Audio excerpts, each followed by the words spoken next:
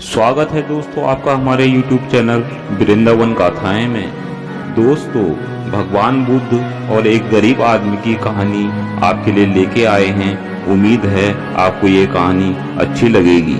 दोस्तों, अगर आप चैनल पर नए हैं तो कृपया करके वीडियो लाइक करें, चैनल को सब्सक्राइब कर दें। एक समय की बात है, भगवान गौतम बुद्ध एक गांव में धर्म सभा को संबोधित कर रहे थे।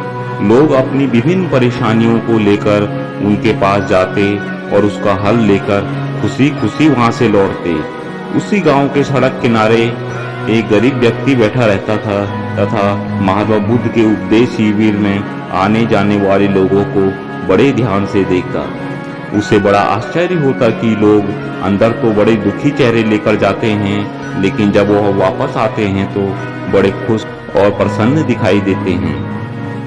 उस गरीब को लगा कि क्यों ना वो भी अपनी समस्या को लेकर भगवान के समक्ष जाए। मन में यह विचार लिए वह भी महात्मा बुद्ध के पास जा पहुंचा। लोग पंक्तिबद्ध खड़े होकर अपनी समस्या को बता रहे थे। जब उसकी बारी आई तो उसने सबसे पहले भगवान महात्मा बुद्ध को प्रणाम किया और फिर कहा, भगवान, इस गांव में लगभग सभी लोग खुश और समृद्ध हैं, फिर मैं ही क्यों गरीब हूँ। इस पर उन्होंने मुस्कुराते हुए कहा, तुम गरीब और निर्धन इसलिए हो कि तुमने आज तक किसी को कुछ दिया ही नहीं।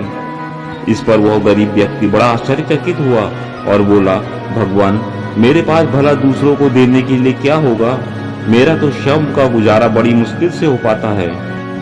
भगवान बुद्ध कुछ देर शांत रहे और फिर बोले, तुम बड़े अज्ञानी हो। औरों के साथ बांटने के लिए ईश्वर ने तुम्हें बहुत कुछ दिया है, मुस्कुराहट दी है जिससे तुम लोगों में आशा का संचार कर सकते हो, मुख दिया है ताकि लोगों से दो मीठे शब्द बोल सकते हो, उनकी प्रशंसा कर सकते हो, दो हाथ दिए हैं, लोगों की मदद कर सकते हो। ईश्वर ने जिसको ये तीन चीजें दी हैं वह कभी गरीब और निर्धन हो ही नहीं सकता। निर्धनता का विचार आदमी के मन में होता है, यह तो एक भ्रम है, इसे निकाल दो। कभी भी मन में निर्धनता का भाव उत्पन्न न होने दो, गरीबी अपने आप दूर हो जाएगी। भगवान बुद्ध का संदेश सुनकर उस आदमी का चेहरा चमक उठा और उसने इस उपदेश को अपने जीवन में उतारा, जिससे वह फिर कभी दुखी नहीं रहा। दोस्तों, उम्मीद है आज की कहानी आपको अच्छी लगी होगी। कृपया करके चैनल सब्सक्राइब कर दें। मिलेंगे एक नई मोटिवेशनल स्टोरी के साथ में, तब तक के लिए नमस्कार।